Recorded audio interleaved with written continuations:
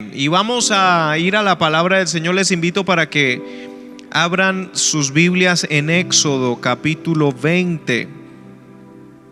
Y hoy vamos a tener un estudio de la palabra. Éxodo capítulo 20, versículo 3. Le invito para que usted allá, aunque esté en su casa, en su sala, tome su Biblia, busque las citas que vamos a estar leyendo. Éxodo capítulo 20, versículo 3 dice la palabra del Señor de la siguiente manera: no tendrás dioses ajenos delante de mí, no te harás imagen ni ninguna semejanza de lo que esté arriba en el cielo, ni abajo en la tierra, ni en las aguas debajo de la tierra. No te inclinarás a ellas ni las honrarás, porque yo soy Jehová tu Dios, fuerte, celoso, que visito la maldad de los padres sobre los hijos hasta la tercera y cuarta generación de los que me aborrecen. Quiero que se fije en el versículo 5 que dice: porque yo soy Jehová tu Dios, fuerte, celoso. Eso, fuerte, celoso. Luego quiero que me acompañen también a Salmo 78, versículo 58. Salmos 78, versículo 58. Dice: despertaron su ira al construir altares para adorar a otros dioses. Hicieron dar celos a Dios al hacer estatuas de dioses falsos. Ahí quiero resaltar la última parte del versículo 58. Hicieron dar celos a Dios al hacer estatuas de dioses falsos. Y en esta mañana quiero compartir la palabra del Señor titulando este mensaje: venciendo los celos. Venciendo los celos. Y vamos a hablar de los celos en general, pero quería iniciar por estos dos pasajes de Éxodo 20, versículo 3 al 5, y Salmo 78, 58, donde nos muestra que Dios es celoso. Porque algunas personas se confunden al preguntar esto, ¿no? Porque dicen: si Dios es celoso, ¿por qué entonces es pecado que yo lo sea? Si Dios es celoso, ¿por qué es pecado que yo sea celoso? Para entender esto vamos a tener que examinar lo que significa la palabra celos.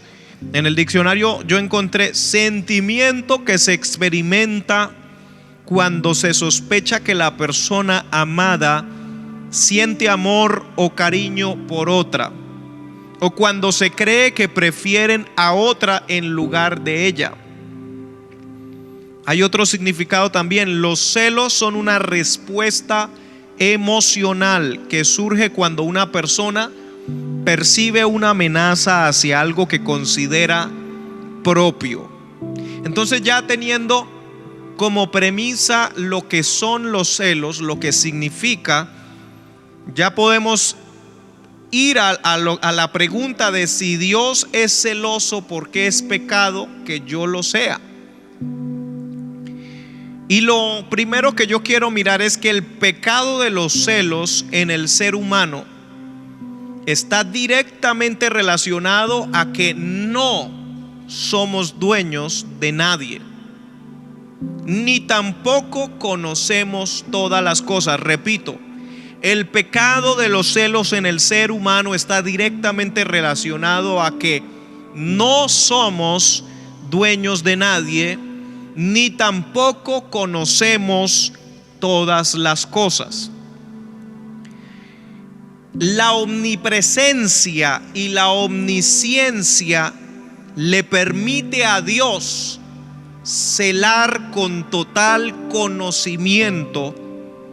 Y el hecho de que usted y yo seamos hechura de Dios le permite a Él sentirse dueño de nuestras vidas, y por lo tanto los celos en Dios no son pecado. ¿Por qué los celos en Dios no son pecado porque Él es el dueño de nuestra vida. La Biblia incluso dice que Él es el Dios de los espíritus de toda carne. O sea, Él es el dueño. Y no solamente es el dueño, es el creador. Y no solamente eso, sino que sabe todas las cosas. La persona cuando está celosa no sabe todas las cosas, sospecha. Aparte de eso, la persona cuando está celosa se siente dueña de la otra, pero no lo es. Dios sí sabe todo y Dios sí es el dueño de nuestra vida. Por eso en el caso de Él no es pecado los celos. Igual que el homicidio, un ser humano cuando mata a otro es pecado porque le corresponde a Dios dar la vida y a Dios quitarla. Por eso no es pecado que Dios quite la vida, porque el pecado del homicidio consiste precisamente en que una persona es la que está tomando el lugar que le corresponde a Dios. Ahora, hay diferentes clases de celos, porque habrá alguna persona que está conectada en este momento y dice: este mensaje no es para mí porque yo no soy celoso. No, tranquilo, que para todos hay diferentes clases de celos. Existen los celos vitales, que es cuando percibe a los demás mejor que a sí mismo y se incomoda. O sea, usted ve a alguien y usted siempre ve a los demás como: wow, los demás están mejor que yo. Entonces se siente celoso. No hay problema si usted ve a los demás mejor que usted, pero usted se siente tranquilo y feliz. Esos son los celos vitales. Hay también celos laborales. Cree que a los demás les va mejor o tienen más oportunidades de triunfar. Están los celos de autorrealización. Percibe que los demás tienen un propósito en la vida y lo cumplen, y se mira a sí mismo y dice: yo no sé ni por qué existo, ni para qué estoy aquí, y menos que estoy cumpliendo algo, no sé ni nada. Entonces, cuando ve a alguien que está como que encontró su propósito en la vida y lo está desarrollando, siente celos. A eso le llamamos celos de autorrealización. Están los celos infantiles. Sí, hay también para los niños que puedan estar conectados en esta hora. Hay celos infantiles, que generalmente se da cuando entre hermanos, la mayoría de veces, entre hermanos de sangre, que están luchando por el cariño de los papás, de los padres. ¿Sí? Siempre hay un hermanito que logra hacer que los papás se encariñen más con él y que le lleven y entonces el otro se empieza a sentir mal. Estos celos infantiles a veces también suceden con alguna figura de autoridad que no necesariamente sean los padres. Por ejemplo, el profesor, la profesora, un tutor. Entonces ese niño quiere ser el centro de atención, y cuando siente que otra persona logra ese lugar, esos son los celos infantiles. Están los celos de pareja. Es cuando desconfían de su pareja y generalmente se ven a sí mismos como insuficientes para atraer a su pareja, y tienen casi siempre también un componente posesivo en su manifestación. ¿Qué significa ese componente posesivo? Significa que ellos se sienten dueños de la persona, pero a la vez sienten que no pueden confiar en esa persona porque están insuficientes para atraer a esa pareja.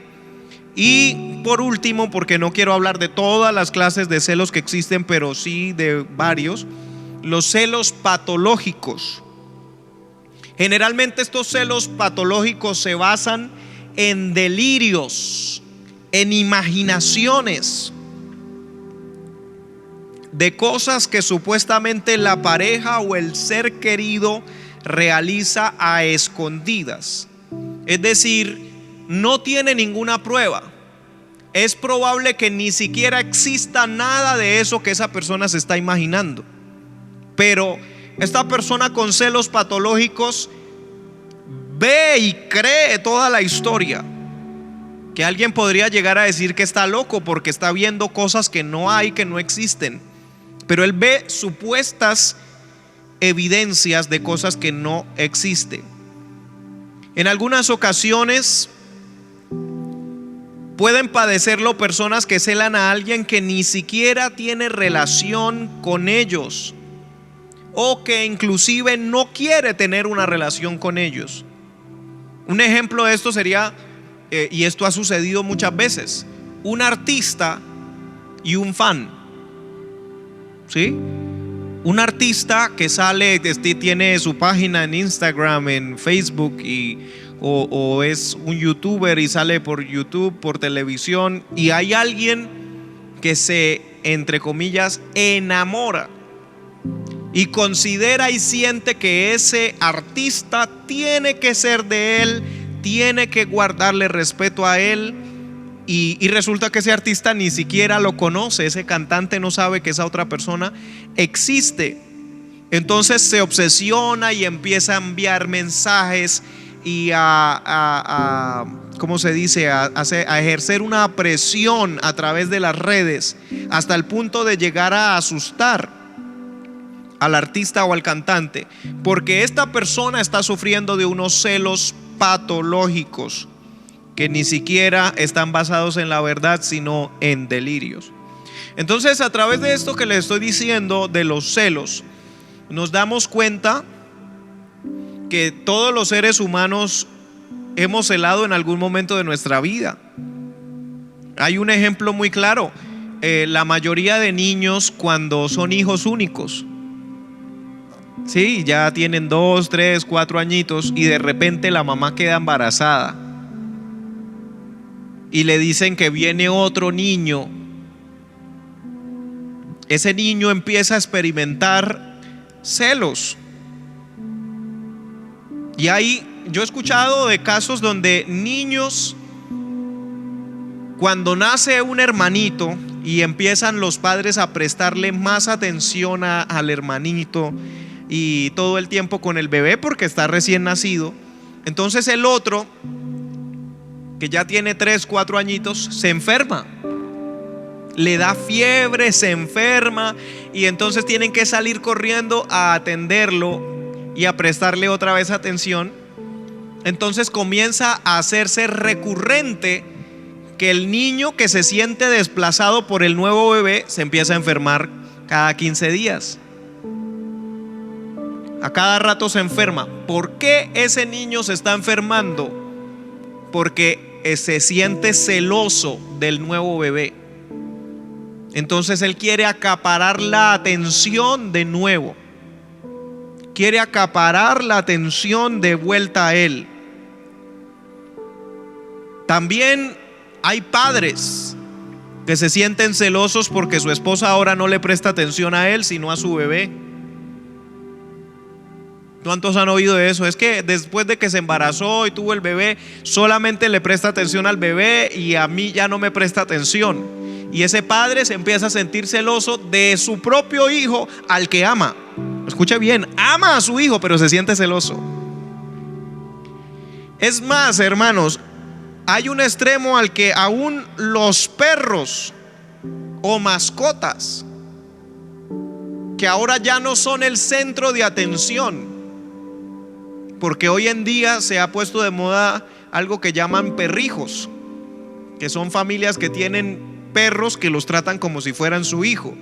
Pero luego esa mujer queda embarazada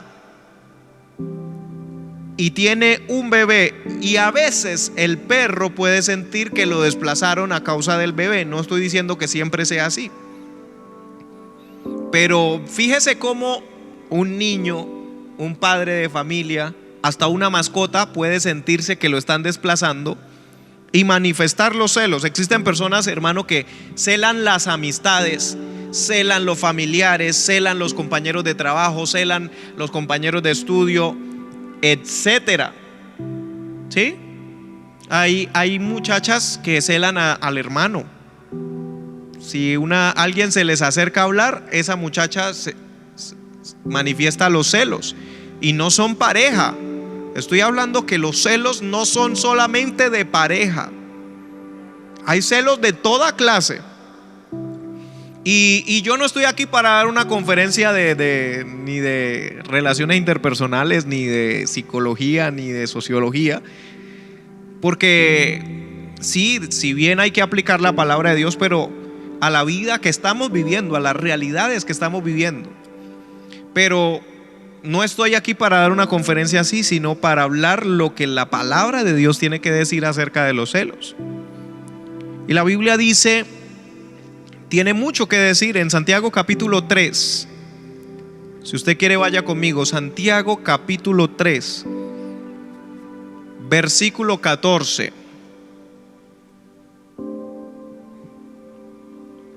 Santiago 3, versículo 14 dice la palabra del Señor: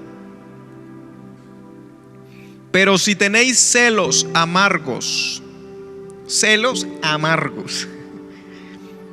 y contención en vuestro corazón, no os jactéis ni mintáis contra la verdad, porque esta sabiduría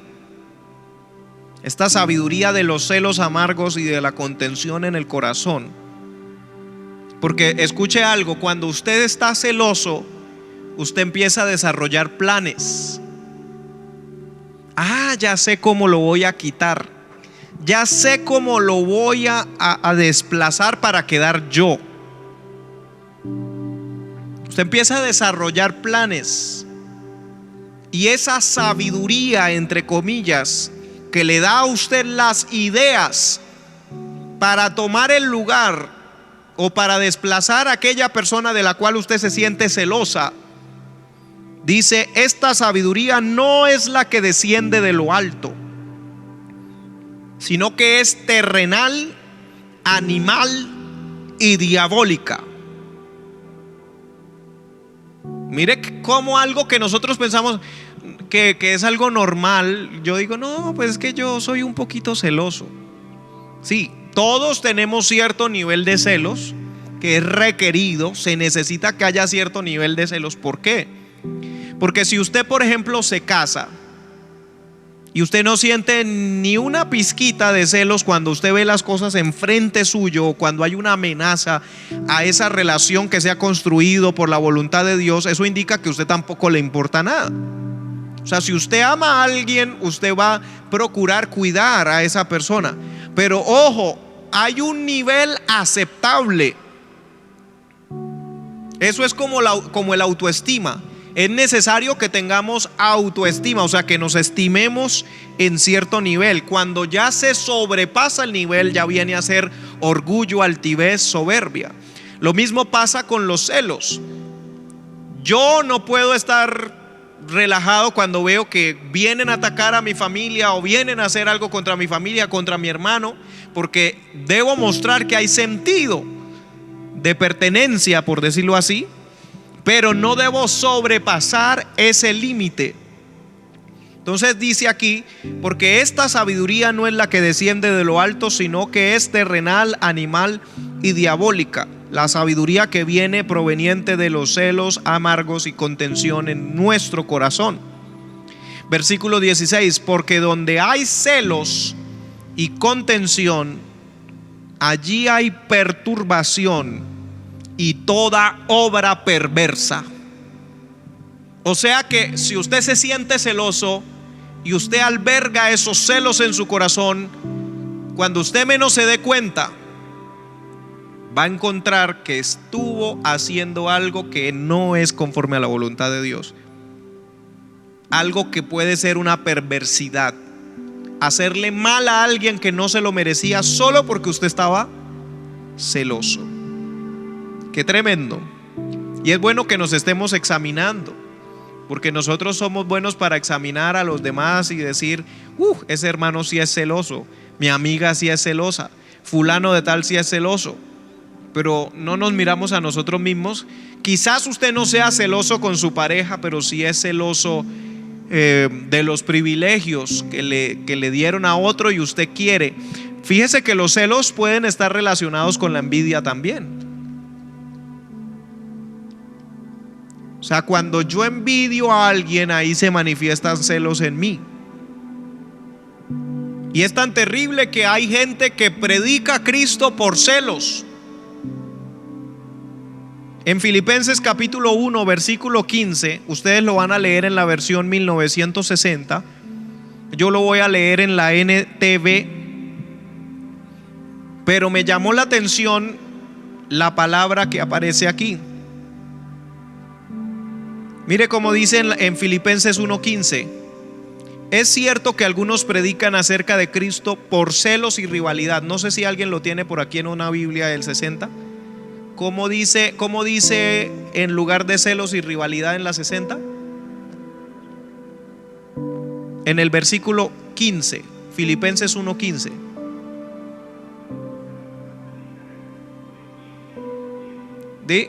Dice en la 60: por envidia y contienda. En la NTV dice: predican acerca de Cristo por celos y rivalidad. Qué triste que usted salga a predicar solo por demostrarle a alguien que usted es mejor, que usted predica más bonito, que cuando usted predica se convierte más gente. Hay que tener eso en cuenta, porque de todas maneras Pablo dice: de todas formas Cristo es predicado y la gente se convierte, pero Dios pesa los corazones. Y Dios sabe si yo me paro aquí para que me vean, para demostrar quizás algo, porque mi intención es ser famoso. Dios sabe por qué yo predico a Cristo. Pero qué bonito que dice: pero otros lo hacen con intenciones puras. Que nosotros, cuando nos pese en el corazón, encuentren que yo predico a Cristo con intenciones puras, que yo ayuno con intenciones puras, que yo hago el aseo con intenciones puras. Porque escucha, hermano, hay gente que puede lavar los baños por celos y rivalidad. O sea, yo sí soy humilde y voy a demostrarles que yo sí soy humilde, pero estamos haciendo las cosas mal. Ahora bien, porque les dije que vamos a hablar de diferentes clases de celos, y hablamos aquí de los celos. Primero en Santiago, en general los celos no provienen de nada bueno. Luego aquí vimos que hay gente que hace cosas buenas con intenciones malas basados en los celos.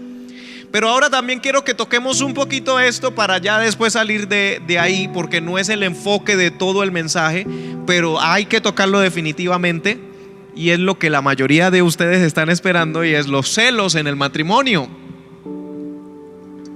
Los celos en el matrimonio, ¿cómo lidiaban con eso en el Antiguo Testamento? En Números capítulo 5 versículo 11 hay algo muy interesante.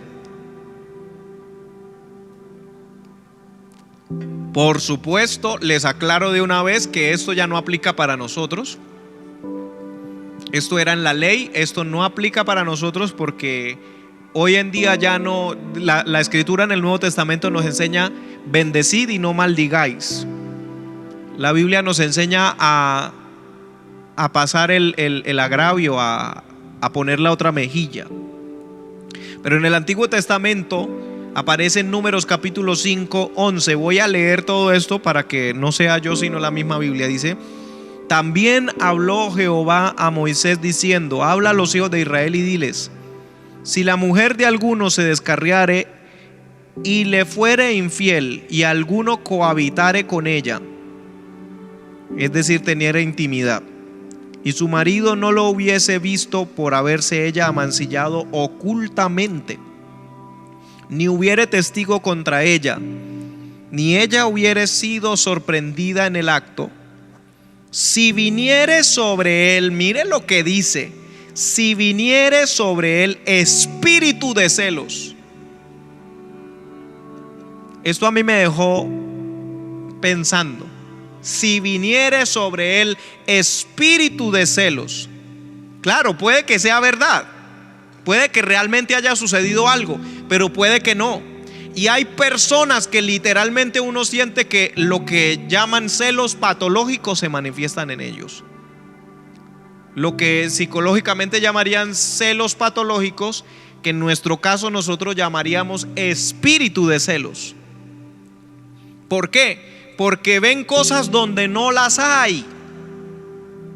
Entonces ahí es cuando vemos que un hermano o una hermana en la iglesia no pueden saludar a nadie porque su esposo, si ve que saluda a alguien, siente que ya le fue infiel y hasta se imagina toda una historia donde no la hay. Entonces Dios nos ayude, y esta es una enseñanza que el Señor puso en mi corazón porque yo estoy seguro que alguien la necesita. Tanto una persona que puede ser víctima de alguien con celos, como una persona que ella misma no se da cuenta que está pasando por esto del espíritu de celos.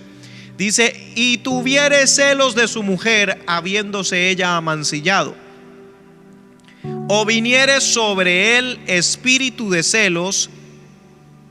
Dice: y tuviere celos de su mujer, no habiéndose ella amancillado. O sea que ella haya fallado, o sea que no. Entonces el marido traerá a su mujer al sacerdote, y con ella traerá su ofrenda, la 10ª parte de un efa de harina de cebada. No echará sobre ella aceite, ni pondrá sobre ella incienso, porque es ofrenda de celos. Entonces tenían que traer una ofrenda que se llamaba ofrenda de celos, ofrenda recordativa, que trae a la memoria el pecado. Y el sacerdote hará que ella se acerque y se ponga delante de Jehová. Luego tomará el sacerdote del agua santa en un vaso de barro, tomará también el sacerdote del polvo que hubiere en el suelo del tabernáculo, y lo echará en el agua. Y hará el sacerdote estar en pie a la mujer delante de Jehová, y descubrirá la cabeza de la mujer. En otra versión dice: descubrirá su cabello. O sea, ellas generalmente tenían el cabello cubierto. Le va a quitar lo que está cubriendo el cabello, el manto, y después de descubrir su cabeza, pondrá sobre sus manos la ofrenda recordativa, que es la ofrenda de celos, y el sacerdote tendrá en la mano las aguas amargas que acarrean maldición. Y el sacerdote la conjurará y le dirá: si ninguno ha dormido contigo, y si no te has apartado de tu marido a inmundicia, libre seas de estas aguas amargas que traen maldición.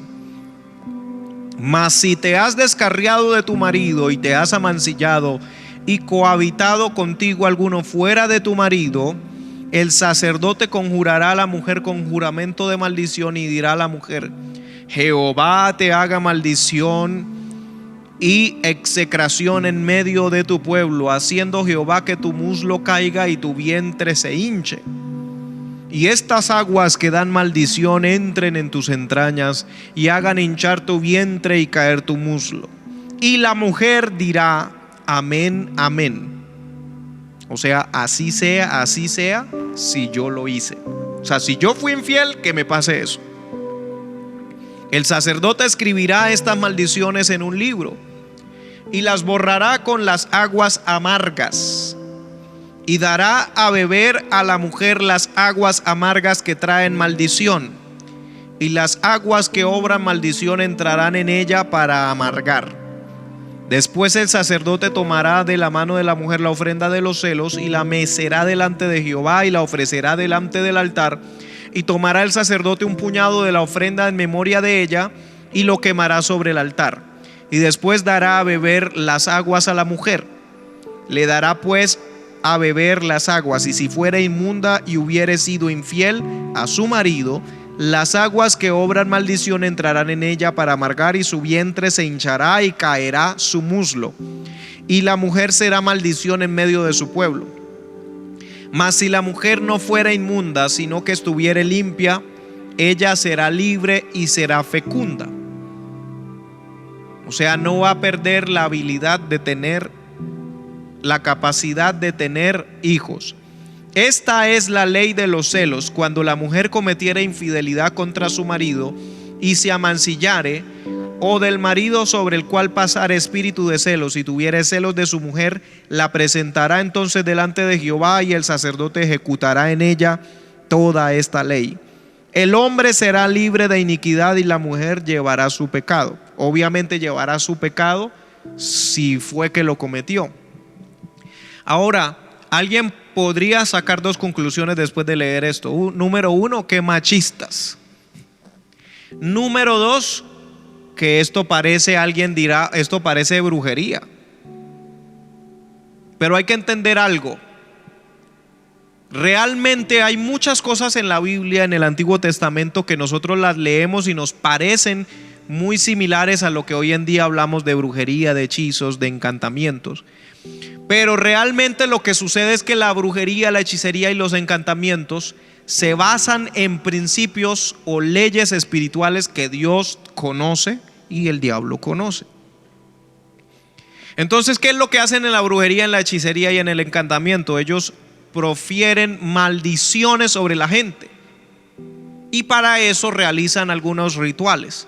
En este caso también se está profiriendo una maldición y Dios fue el que estableció cómo se realizaba, porque Dios conoce las leyes espirituales también. De hecho, Él es el autor de todas las leyes físicas y espirituales, solo que Satanás las usa para destruir a la gente, mientras que el Señor nos ha dado la gracia de nuestro Señor Jesucristo. ¿Cuántos pueden alabar a Dios? Aleluya, qué tremendo. Entonces, así lidiaban con los celos en el matrimonio. Ahora bien, ¿por qué el hombre era libre de la iniquidad si había llevado a su mujer porque pasó espíritu de celos sobre él? Porque era mejor que él hiciera eso a que sin comprobar nada estuviera en su casa acusando a la mujer o golpeándola o maltratándola sin saber que nada pasó, o sea, sin tener la certeza de que algo pasó. Entonces Dios establece: no, mire, usted tiene el pensamiento que de pronto su mujer le fue infiel, no se ponga ni a golpearla, ni a maltratarla, ni a nada. Si tienen demasiado la duda, entonces llevemos esto a la casa de Jehová. Sí, o sea, páseme eso a mí. No se tome la justicia por su propia mano, porque el espíritu de celos lo puede estar engañando a usted. Usted puede estar sintiéndose celoso y puede que todo sea en su mente. Por eso llevémoslo a la casa de Jehová, examinémoslo y ahí saldrá si es verdad, si es mentira. Y tranquilo que yo no lo voy a castigar por haberla llevado.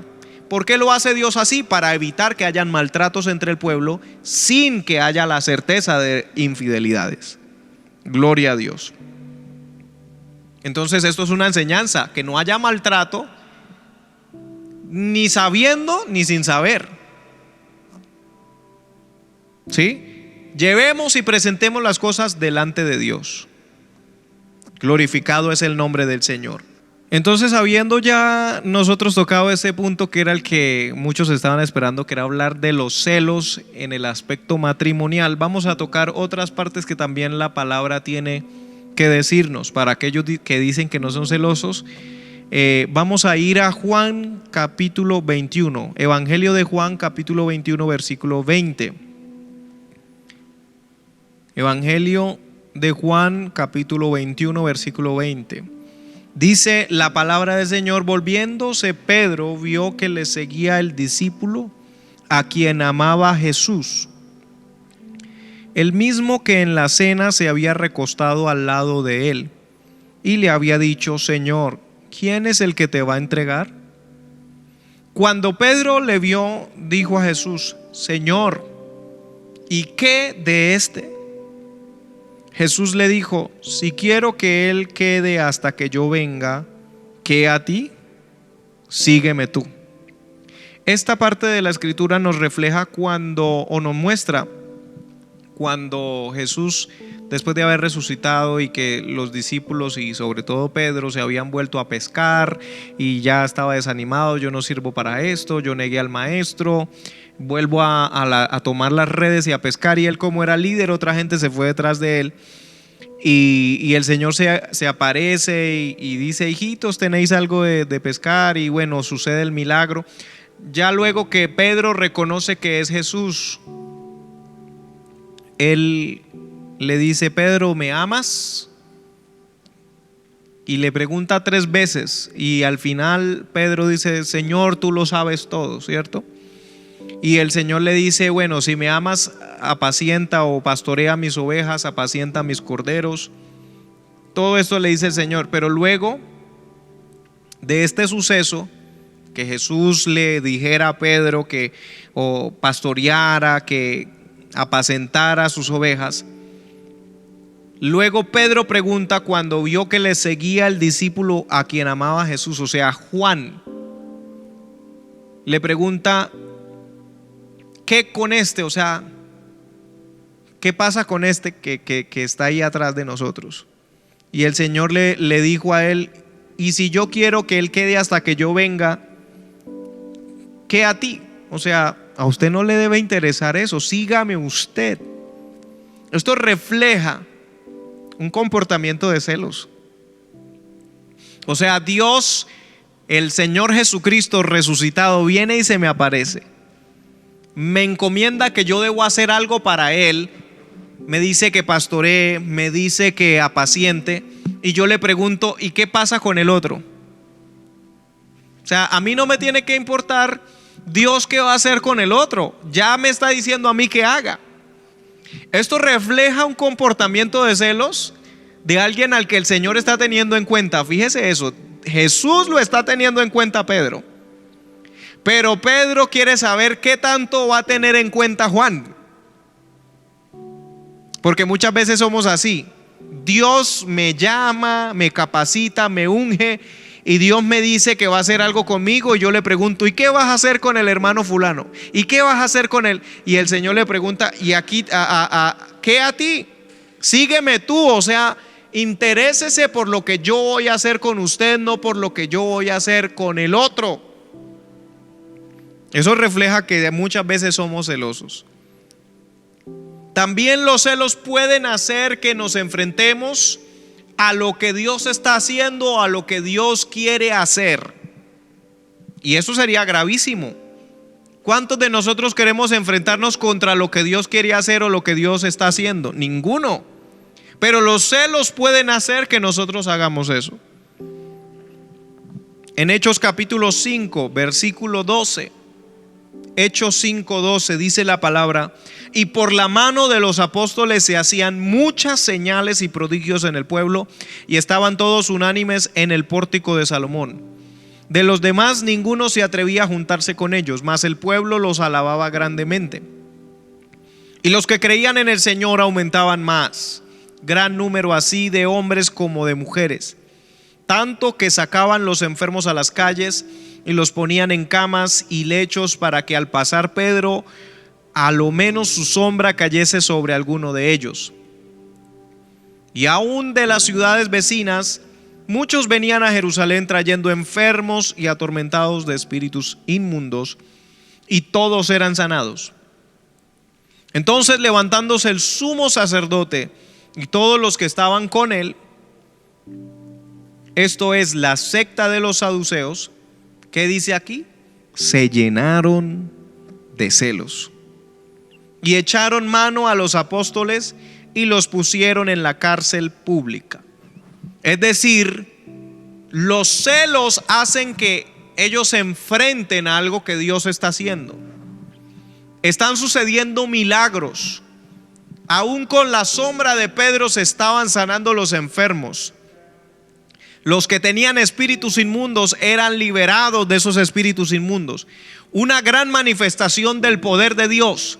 Pero los celos de los saduceos y del sumo sacerdote y los que estaban con él no les dejaba ver las grandes cosas que Dios estaba haciendo, a pesar que la Biblia dice que el pueblo los alababa grandemente. Pero ellos se llenaban de celos y no veían las grandes cosas que Dios hacía.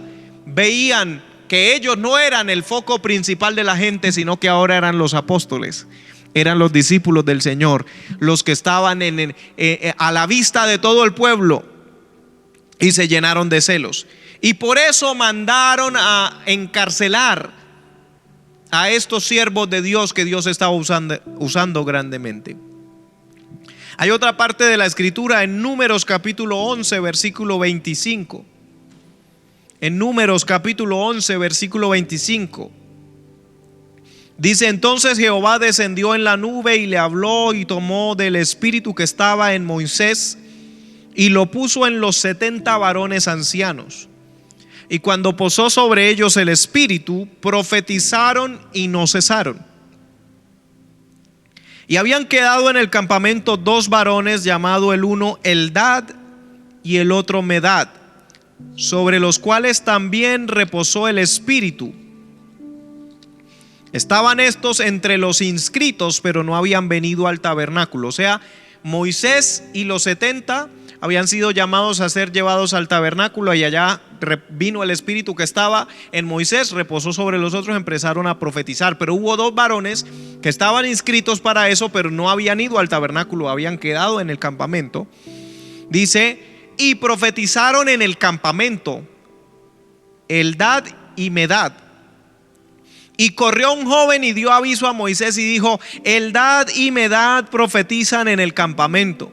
Entonces, ¿respondió Moisés? No, dice aquí: respondió Josué. Qué terrible. O sea, le dieron aviso a Moisés: hay 2 que están profetizando en el campamento que no están aquí en el tabernáculo. Y en vez de responder Moisés, respondió Josué. Y mire lo que dice: respondió Josué, hijo de Nun, ayudante de Moisés, uno de sus jóvenes, y dijo: Señor mío Moisés, impídelos. Y Moisés le respondió: ¿tienes tú celos por mí? Ojalá todo el pueblo de Jehová fuese profeta y que Jehová pusiera su espíritu sobre ellos.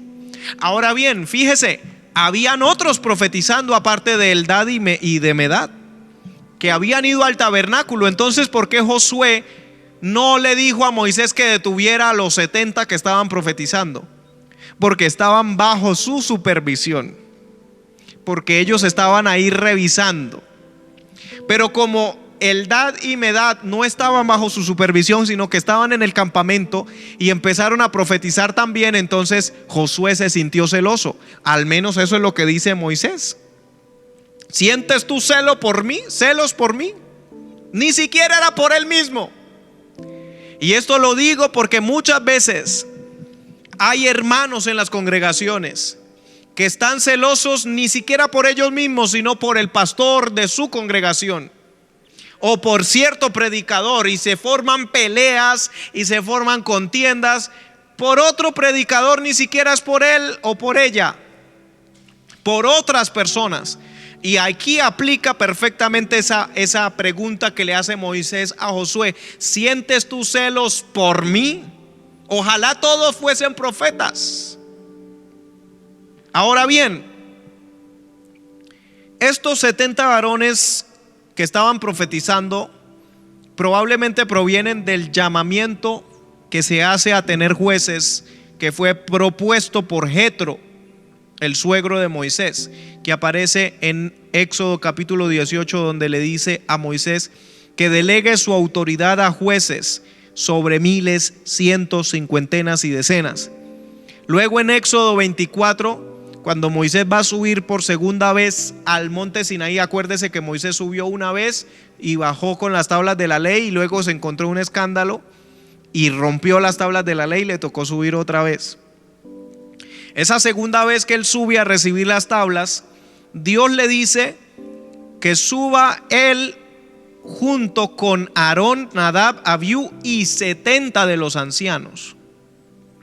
Es decir, que los que conformaban el grupo de los 70 no eran personas desconocidas, no eran alguien que no hubiese tenido ya contacto con este mover de Dios.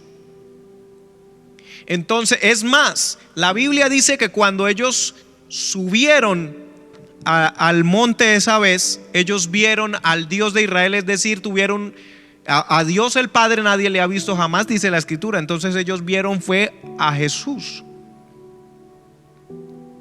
Y luego esos son los que aparecen profetizando, cuando dice que los 70 profetizaron porque vino el espíritu que estaba en Moisés sobre ellos, lo cual equivale al espíritu de profecía, que es el testimonio de Jesucristo. Por eso ellos tenían que ver a Cristo para que luego ellos pudieran entrar en el espíritu de profecía. Glorificado es el nombre de Jesús. Ahora bien, vemos cómo en el Antiguo Testamento aparecen celos en Josué. Ahora en el Nuevo Testamento podríamos decir también que hubo celos no solamente entre Pedro y Juan, sino que aparecen celos entre los discípulos. Mateo capítulo 26 versículo 30 dice: y cuando hubieron cantado el himno, salieron al monte de los olivos. Entonces Jesús les dijo: todos vosotros os escandalizaréis de mí esta noche. ¿Cuántos? Todos.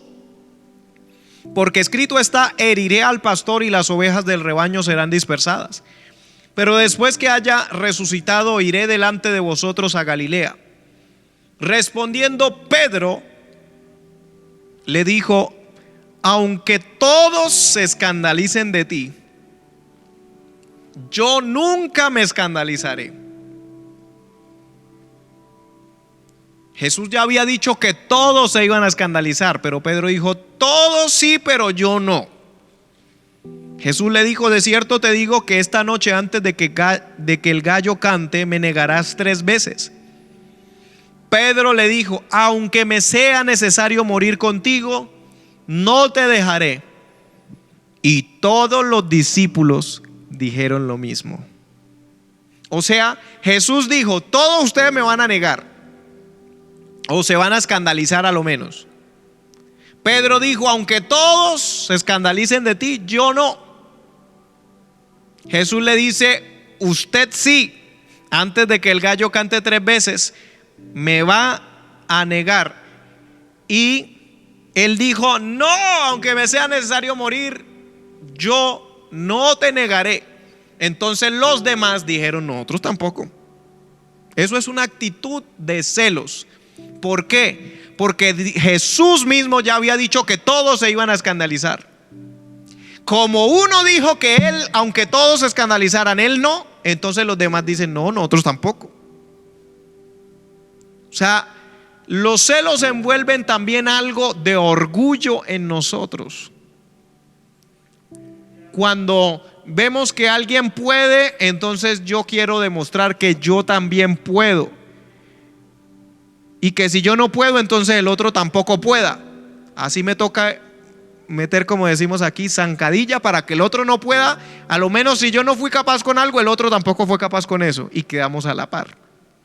Para darnos lo que en otras palabras por aquí dicen consuelo de bobos. O sea, yo no soy capaz de hacer algo, pero el otro tampoco fue capaz, entonces me siento tranquilo. Ahora, hay un ejemplo impresionante en la Biblia sobre 0 celos. Hay un ejemplo que a mí me impresiona en la Biblia sobre 0 celos entre 2 personajes. Que naturalmente, si usted fuera ese personaje o yo fuera el personaje, probablemente habríamos sentido celos, pero este personaje no. Y me refiero a la historia de David y Jonatán. La Biblia relata específicamente que el papá de Jonatán, que se llamaba Saúl, rey de Israel, sentía celos de David. Todo empezó con una cancioncita. Ojo que hay canciones que pueden generar celos en la gente. Porque empezó la canción de las mujeres que decía: Saúl mató a sus 1000, David a sus 10,000. Saúl oyó eso y dijo: a este lo único que le hace falta es el reino. Ya tiene a la gente. Las canciones ya se las cantan a David. Glorificado el nombre del Señor. Entonces Saúl sintió celos. Ahora bien, Saúl tenía un hijo llamado Jonatán. Ese hijo de Jonatán no era de la misma edad que David. La mayoría de nosotros nos imaginamos a un David jovencito con otro jovencito llamado Jonatán, pero la Biblia refleja que Jonatán era mayor, era de más edad que David. En el primer libro de Samuel capítulo 20 versículo 8. Primer libro de Samuel capítulo 20 versículo 8. Aparece David diciéndole a Jonatán: harás pues misericordia con tu siervo, o sea, conmigo, ya que has hecho entrar a tu siervo en pacto de Jehová contigo. Y si hay maldad en mí, mátame tú, pues no hay necesidad de llevarme hasta tu padre. O sea, David le está diciendo: no hay necesidad de que su papá me mate, mejor máteme usted. Usted es el hijo, yo con usted no tengo problemas, máteme usted. Usted es el heredero. Se supone que el que iba a ser el rey era Jonatán. Jonatán era un excelente guerrero, era valiente. La Biblia dice que Jonatán muchas veces se enfrentó en grandes guerras, en grandes batallas, y luchó con vigor, con valentía. Era un hombre de Dios, pero era hijo de un hombre que había caído de la unción que Dios le había dado. Y dice: y Jonatán le dijo en el versículo 9: nunca tal te suceda.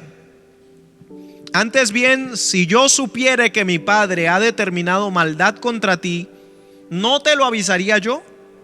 Pero si mi padre intentare hacerte mal, Jehová haga así a Jonatán y aún le añada, si no te lo hiciere saber y te enviare para que te vayas en paz. Y esté Jehová contigo como estuvo con mi padre. Eso es impresionante. O sea, él está diciendo: yo no voy a ser el siguiente rey, sino usted. Dice: esté Jehová contigo como estuvo con mi padre. Y si yo viviere, harás conmigo misericordia de Jehová para que no muera. Versículo 15: y no apartarás tu misericordia de mi casa para siempre, cuando Jehová haya cortado uno por uno los enemigos de David de la tierra. No dejes que el nombre de Jonatán sea quitado de la casa de David. Así hizo Jonatán pacto con la casa de David, diciendo: requiéralo Jehová de la mano de los enemigos de David. Ahora vamos al 30. Entonces se encendió la ira de Saúl contra Jonatán y le dijo: hijo de la perversa y rebelde, ¿acaso no sé yo que tú has elegido al hijo de Isaí para confusión tuya y para confusión de la vergüenza de tu madre? Porque todo el tiempo que el hijo de Isaí viviere sobre la tierra, ni tú estarás firme, ni tu reino. O sea, le está diciendo: usted es el que sigue, usted es el heredero. Y usted, ¿cómo se le ocurre defender a David, esconderlo de mí? Por eso estaba enojadísimo Saúl. Saúl lo que le está diciendo: al fin y al cabo yo algún día voy a morir, pero usted es el que sigue. ¿Cómo se pone a defender al que lo va a tomar el lugar que le correspondía a usted? Envía pues ahora y tráemelo, porque ha de morir. Y Jonatán respondió a su padre Saúl y le dijo: ¿por qué morirá? ¿Qué ha hecho? Entonces Saúl le arrojó una lanza para herirlo, a su propio hijo, de donde entendió Jonatán que su padre estaba resuelto a matar a David.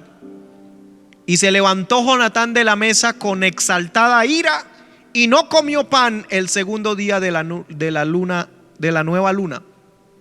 Era una fiesta que estaban celebrando y David estaba citado a ir a esa fiesta, pero Jonatán le dijo: no vayas, porque mi papá te va a matar ahí. Dice aquí: porque tenía dolor a causa de David, porque su padre le había afrentado. Y Jonatán, versículo 42: y Jonatán dijo a David: vete en paz, porque ambos hemos jurado por el nombre de Jehová, diciendo: Jehová esté entre tú y yo, entre tu descendencia y mi descendencia para siempre. Y él se levantó y se fue, y Jonatán entró en la ciudad. Ahora, a mí me sorprende mucho que Jonatán no tuviera celos, pero a la vez cumpliera con su padre. Porque Jonatán, cuando su padre se metió en guerras, en batallas, Jonatán iba al frente, peleaba, batallaba, incluso murió peleando en las batallas de su padre. O sea, fue leal a su padre, pero tuvo cero celos con aquel a quien él entendía que Dios había escogido para hacer algo. La pregunta en esta hora para ti, mi hermano, para ti, mi hermana, es: ¿tú entiendes que Dios ha escogido a gente para algo y puede ser así como Jonatán, cero celos. Cero celos entre nosotros, cero celos en la iglesia, cero celos entre los músicos, cero celos entre los líderes, cero celos entre aquellos que quieren ser líder y no lo son. Glorificado sea el nombre del Señor. Quiero concluir este mensaje, que les recuerdo, el título de este mensaje es Venciendo los celos. Quiero concluir leyendo estos dos versículos. Romanos 13:11 dice: es tiempo de despertar del sueño, porque nuestra salvación está más cerca ahora que cuando empezamos a creer. La noche ya se está acabando y el día está por comenzar. Entonces dejemos a un lado las obras de la oscuridad y pongámonos las armas de la luz. Vivamos correctamente como gente que pertenece al día. No asistamos a parrandas ni borracheras. No usemos nuestro cuerpo para inmoralidades ni pecados sexuales. No debemos causar problemas ni tener celos. Mejor revístanse con el Señor Jesucristo y no piensen como piensa todo el mundo, en satisfacer sus propios deseos. Cuando queremos satisfacer nuestros propios deseos, ahí es que entran los celos, porque como no se cumplen las cosas que yo quiero para mí, sino que se cumplen en otro, entonces me pongo celoso. Y de último, Primera de Pedro capítulo 2 versículo 1. Primera de Pedro 2 versículo 1 dice: por lo tanto, desháganse de toda mala conducta, acaben con todo engaño, hipocresía, celos y toda clase de comentarios hirientes. Como bebés recién nacidos, deseen con ganas la leche espiritual pura, para que crezcan a una experiencia plena de la salvación. Pidan a gritos ese alimento nutritivo. O sea, en lugar de estar involucrados nosotros en engaño, hipocresía, celos y toda clase de comentarios hirientes, pidamos a gritos el alimento espiritual nutritivo. Vamos a orar al Señor. Padre celestial, yo te doy gracias por esta palabra en la cual nos has hablado, nos has confrontado. He hablado de vencer los celos. Ayúdanos para que podamos vencer los celos en la iglesia, los celos en el trabajo, los celos en el hogar, las diferentes clases de celos. Ayúdanos, Señor, a que no tengamos esa sabiduría terrenal, carnal, animal, diabólica, sino que recibamos lo que viene de lo alto, lo que proviene del amor, de la comprensión, del cariño, de los buenos pensamientos, no en ira, celos y contiendas. En el nombre precioso y poderoso de Jesús, te ruego en esta hora que manifiestes una unción poderosa de liberación que arranque de nuestra vida toda amargura, todo espíritu de celos que quiere operar sobre tus hijos, sea en esta hora detenido, neutralizado y echado afuera. En el nombre de Jesús, que podamos ver una iglesia que crece en el amor, en la comprensión, y que caminamos juntos para derrotar al enemigo. Nuestra lucha, Señor, no sea contra carne ni sangre, sino que nuestra lucha sea, Señor, contra principados, potestades, contra huestes espirituales de maldad en las regiones celestes. En el nombre precioso de Jesús, ayúdanos a enfocar todo nuestro esfuerzo en atacar el reino de las tinieblas, y no a nuestros hermanos, no a nuestra familia, no a nuestro cónyuge. Señor, en el nombre de Jesús te ruego, sana nuestro corazón de toda herida, de todo menosprecio, de toda raíz de amargura, y permite que podamos estar limpios y sanos delante de ti cuando llegue aquel día que te daremos cuentas. Te damos muchísimas gracias, Señor. Amén y amén. Dios les bendiga a todos.